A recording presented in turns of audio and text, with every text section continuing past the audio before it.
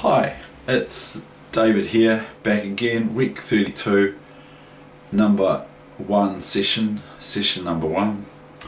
It's the 19th of June 2017, so it's week 32, and I'm going to do week 31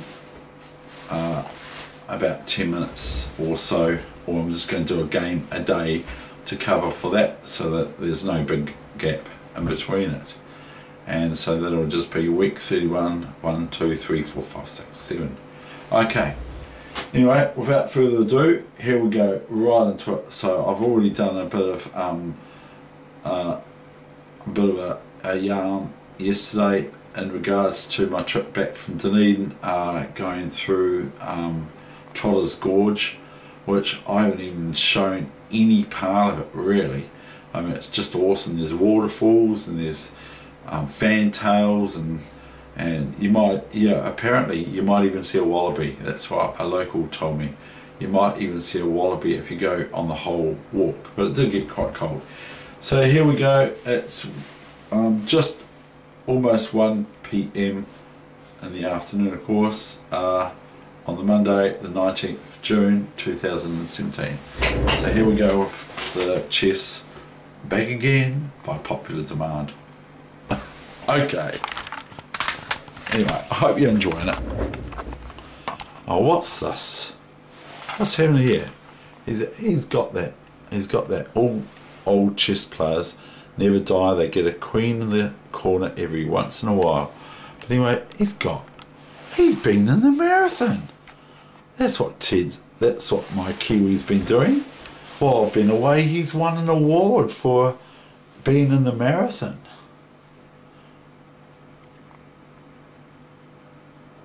So that's pretty cool. Did you go on that marathon? Yes, I did. I went on that marathon. I ran really fast.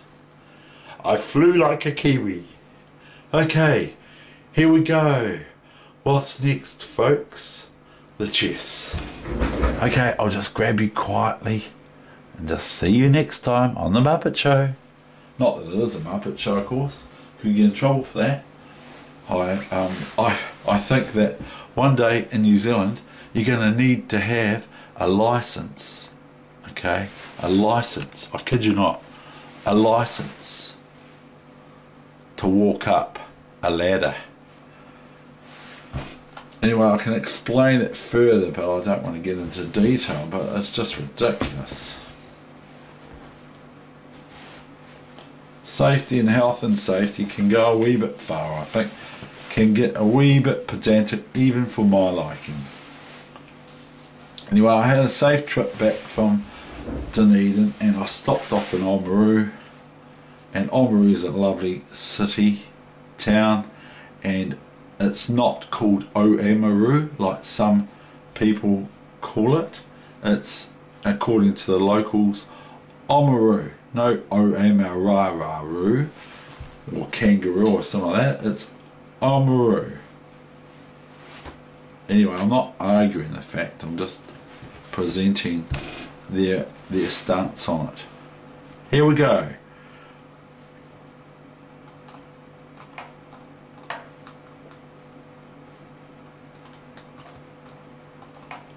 Is this engine on? Or the engine's off? Why is it showing me the moves? Don't know. I think this is not a good move. C6, bishop d3, bishop b4.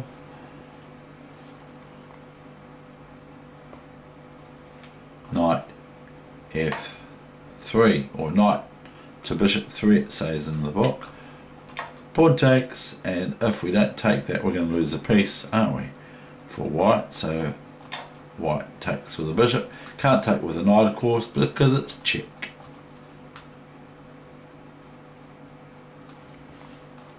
Knight to f6, bishop to d3. Now the knight's still defending this d pawn. Usually it isn't. Knight d5. second move, and this is moved 3 times.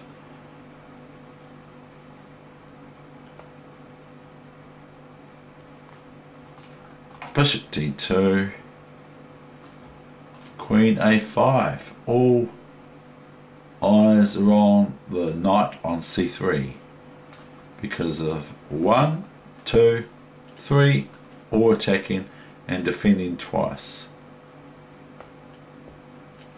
So white ignores it. a3. Bishop takes c3, not check yet. Pawn takes.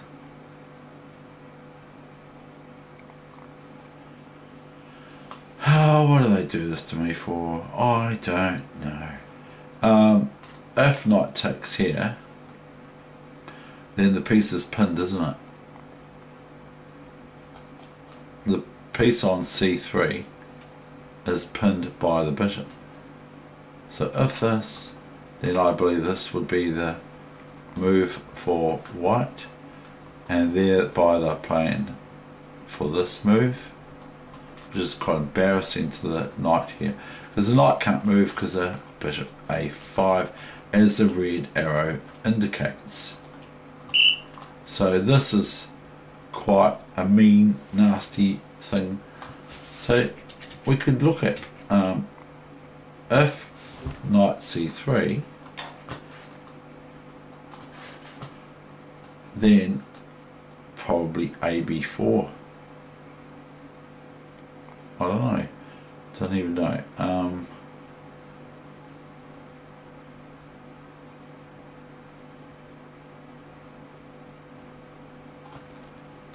Maybe ab4. Knight takes. Would we take with a pawn or the rook?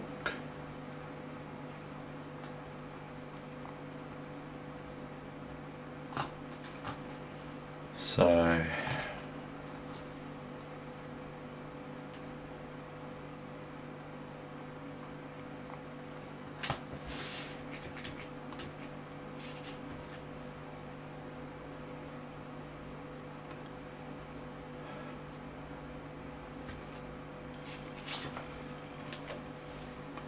bishop c3,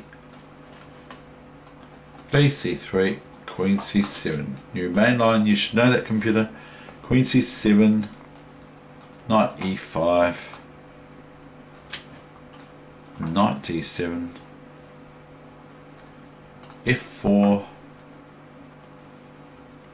so not retreating the knight but just supporting it even more. Knight e5, fe5. Look at this open file for the rook.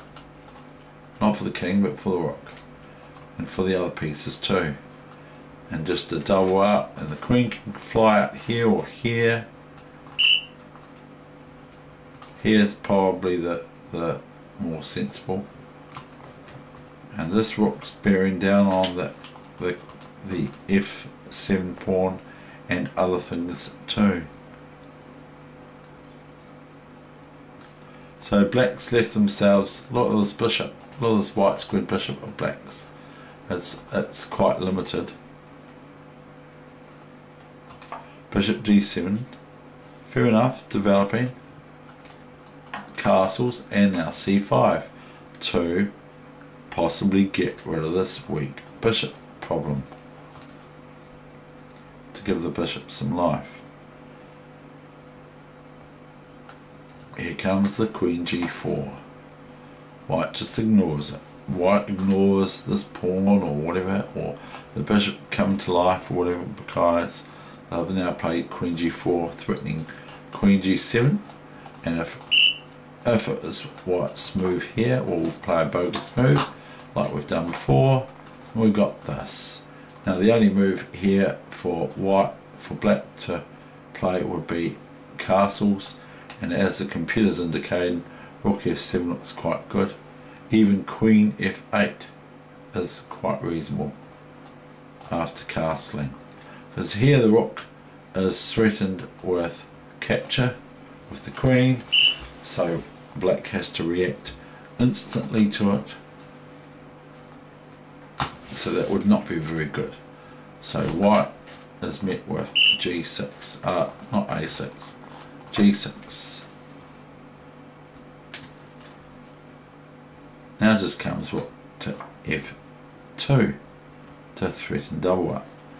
Knight e7, and this wants to bolster this knight on here to protect f7 fundamentally and other things too.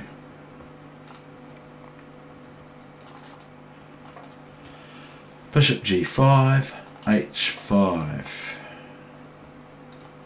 queen to h3. So if here, very possible is this move, because the pawn can't take here, of course, because if queen takes, rook checkmate. That's checkmate because there's nothing for the black king to do after that. So g4 is threatened here if knight f5. And then the knight would have to go back here, and the bishop can come in here, and the rook, if it wants to hang on to this pawn, has to go here or here.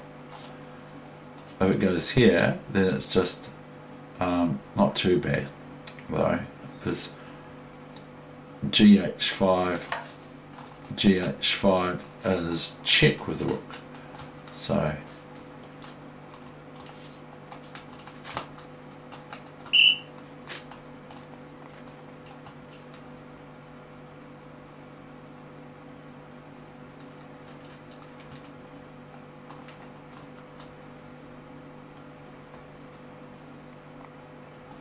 bishop c6, see? Throwing that bishop on this diagonal to give it some activity, fair enough. So this is played, by the way, 1885. That's 132 years ago, almost, from August the 6th at Hereford. And Gunsberg is the white player, and Thorold is black. Thorold. So Thorold, something like that, I don't know. Bishop c6.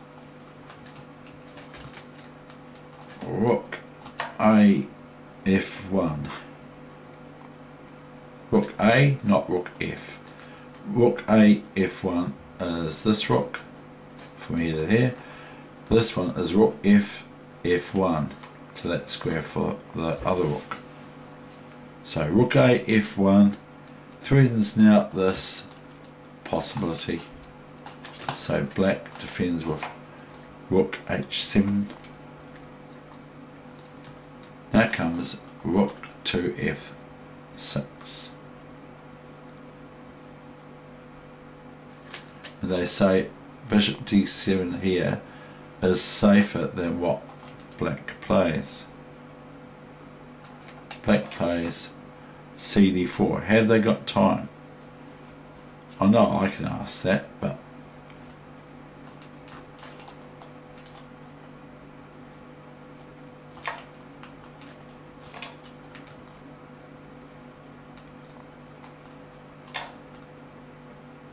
it looks quite meaty down there.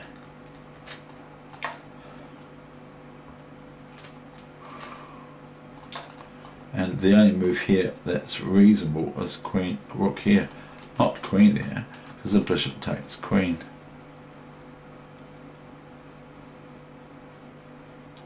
Or other things too. But basically bishop takes queen.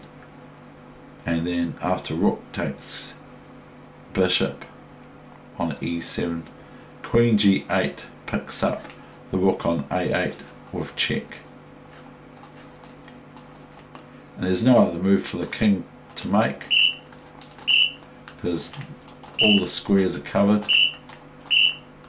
So they go rook to e7. Swap? No. no swap, sorry, queen takes g6, king d7, pawn to king 6, e6, check.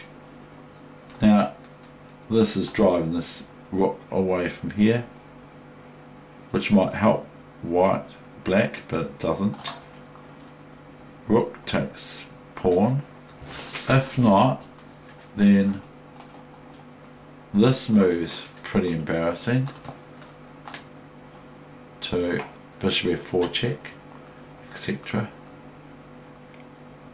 And white can just win the queen if they so wish, or after here can play here, here, here, here, or here is better, because this is probably going to end up in a serious checkmate, although I'm sort of mucking it around a wee bit.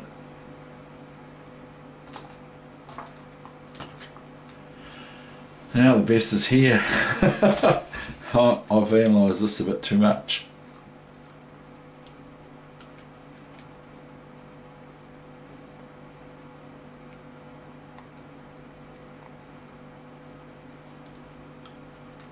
As bishop takes queen, white meets rook e1 check and that sort of thing, so it's not exactly great, but anyway, sort of words to that effect. This was just a variation, wasn't it?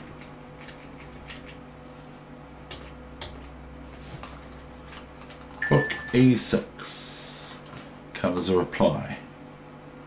Rook e6, queen f7 check. The rook can't go back here. It can, but shouldn't, because it's instant loss. So king goes back to c8, defending the queen as well. Queen takes rook check. Queen to queen 2. If bishop here, then this looks quite nasty for black to meet, because the only move here, can't go bishop here now, can only get out of check by this, this, this, and then we can just checkmate this way. This king here or king here, and queen there is checkmate.